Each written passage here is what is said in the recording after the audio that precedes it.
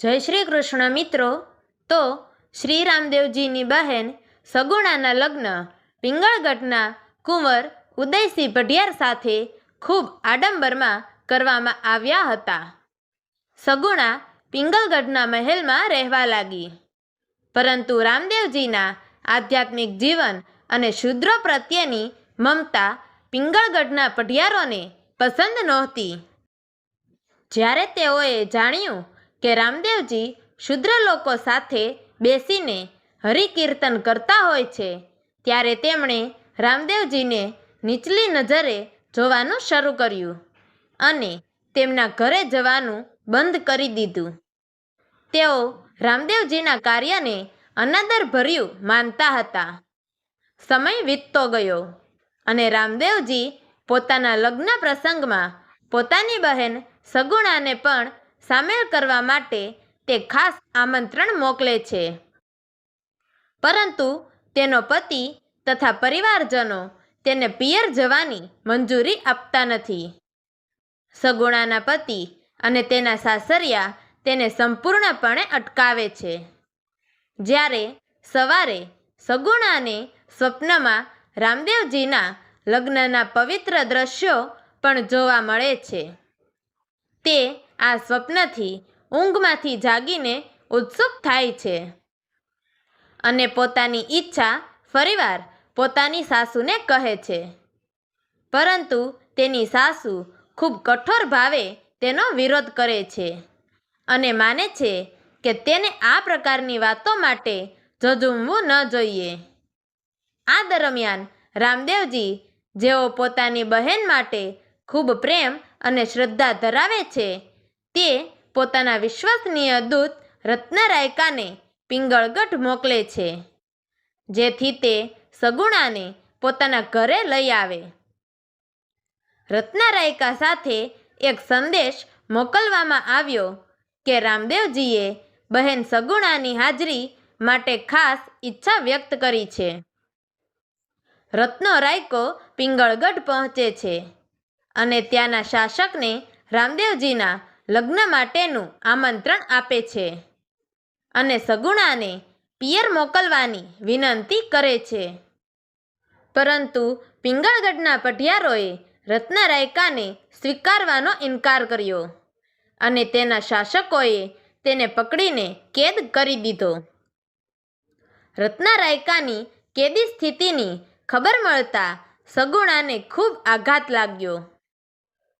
તે પોતાના મહેલમાં એકાંતમાં બેસીને વિલાપ કરવા લાગી। સગુણાના આ દુઃખને દૂરથી જ શ્રી રામદેવજીએ પોતાની દૈવી શક્તિથી જાણી લીધું। તેઓએ તરત જ પિંગળગઢ જવાની તૈયારી કરી અને પોતાના ભક્તો સાથે ત્યાં પહોંચી ગયા। આ પવિત્ર સમય દરમિયાન આકાશમાં ભયાનક વરસાદ શરૂ થાય છે અને પિંગળગઢના મહેલમાં અદ્ભુત અને ભયાનક વાતાવરણ સર્જાય છે। ત્યારે પિંગળગઢ પહોંચીને રામદેવજી મહેલની બહાર આવેલી એક સૂમસામ ખાલી જગ્યાએ બેસી ગયા। તેઓએ ત્યાં આસન ગોઠવીને ધ્યાનમગ્ન અવસ્થામાં આરંભ કર્યો। આ ખાલી અને સૂકી જગ્યા તેમની ઉપસ્થિતિના અસરથી ટૂંક સમયમાં લીલીછમ બાગમાં પરિવર્તિત થઈ ગઈ। સુંદર પક્ષીઓના કલરવ અને ઠંડક ભરેલા વાતાવરણ સાથે તે જગ્યા એક પવિત્ર ધામ જેવી લાગવા લાગી। કુંવર ઉદયસિંહ અને પઢિયારોએ આ ચમત્કારને જોયો અને તેમને કંઈક તાંત્રિક શક્તિ માની। ઉદયસિંહે આ ભયાનક ચમત્કારને રોકવા માટે પોતાના સિપાઈઓને તોપમાં ગોળા ભરીને રામદેવજી પર આક્રમણ કરવાનો આદેશ આપ્યો। જો કે જ્યારે ગોળા રામદેવજીની દિશામાં છોડવામાં આવ્યા, ત્યારે તે ગોળા ફૂલ બનીને રામદેવજી પર વરસવા લાગ્યા। આ અદ્ભુત દ્રશ્ય જોતા જ કુંવર ઉદયસિંહ ભયભીત થઈ ગયા અને તેમને આ સાચા સત્પુરુષનો પરચો મળી ગયો। તેઓ તરત જ રામદેવજીના ચરણોમાં પડી ગયા અને પોતાની કરેલી ભૂલ માટે ક્ષમા માગવા લાગ્યા.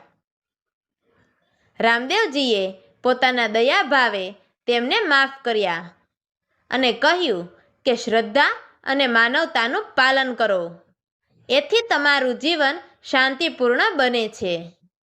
સગુણા પોતાને પિયર જવાની તૈયારીમાં શ્રેષ્ઠ વસ્ત્રો અને દાગીના પહેરે છે. આ સાથે જ રામદેવજીએ સગુણા અને રત્નારાયકાને સાથે લઈ પિંગળગઢની વિદાય લીધી. આ ઘટના પિંગળગઢના પઢિયારો માટે એક અનોખો પરચો બની ગઈ. રામદેવજીની કૃપા, કરુણતા અને સર્વ જાતિને સમાન માનવાની ભૂમિકા આજે પણ ભક્તિ અને માનવતાના શ્રેષ્ઠ ઉદાહરણ તરીકે વિખ્યાત છે.